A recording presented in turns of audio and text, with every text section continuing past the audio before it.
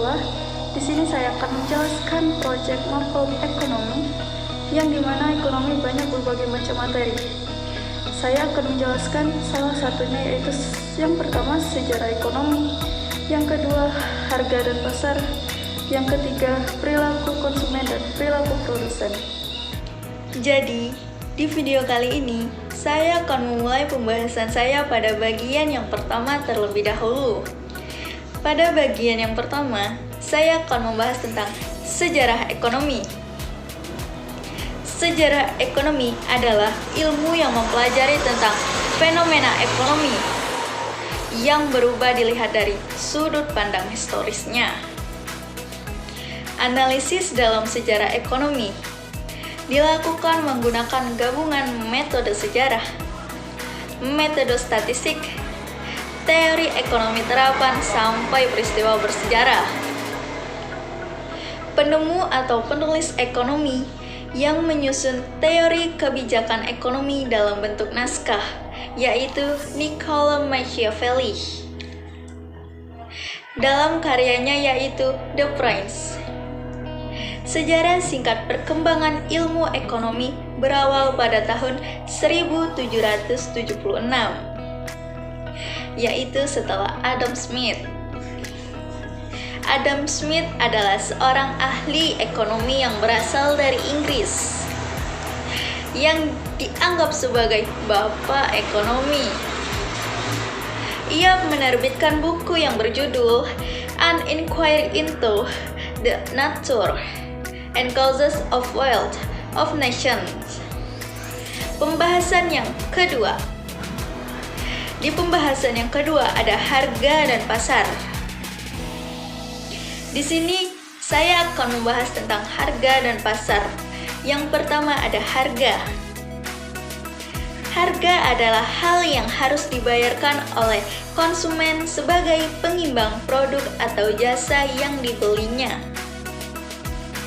Fungsi utama harga adalah sebagai alat ukur nilai suatu produk atau jasa. Selain itu, ada beberapa fungsi harga secara umum, yaitu yang pertama, ada sebagai alat bantu dalam aktivitas transaksi, di mana harga yang sudah ditetapkan akan mempermudah proses jual dan beli. Yang kedua, ada penetapan harga yang dapat akan memberikan keuntungan bagi penjual atau produsen. Dan yang terakhir, ada menjadi salah satu acuan bagi pembeli atau konsumen dalam mengambil keputusan yang berkaitan dengan manfaat dan daya beli konsumen. Pengertian dari harga pasar sendiri adalah tinggi rendahnya tingkat harga yang terjadi atas kesepakatan antara produsen sebagai penawaran dengan konsumen sebagai permintaan. Harga pasar juga disebut harga keseimbangan. Ada 3 cara yang digunakan untuk menunjukkan keadaan keseimbangan harga pasar, yaitu 1. Menggunakan angka. Kedua, menggunakan kurva permintaan dan penawaran. Dan yang ketiga, menentukan secara matematik. Selanjutnya ada pasar. Pasar adalah salah satu dari berbagai jenis sistem, institusi, prosedur, hubungan sosial, dan infrastruktur tempat usaha menjual barang, jasa, dan tenaga kerja untuk orang-orang dengan imbalan uang. Fungsi pasar. Pasar berfungsi sebagai tempat penyaluran distribusi barang dari produsen hingga sampai ke tangan konsumen. Tujuan pasar. Pasar bertujuan sebagai sebagai tempat bertemu antara penjual dan pembeli. B. Sebagai tempat untuk melakukan transaksi jual beli ataupun tawar-menawar. Dan C. Ataupun terakhir, sebagai tempat berkumpul masyarakat yang memiliki kebutuhan dan menawarkan kebutuhan. Pembahasan yang ketiga. Di pembahasan ketiga atau pembahasan yang terakhir ada teori perilaku produsen dan teori perilaku konsumen. Perilaku produsen ialah sesuatu teori yang menjelaskan bagaimana tingkah laku untuk melakukan atau menghasilkan produk secara efisien dalam kegiatan produksinya.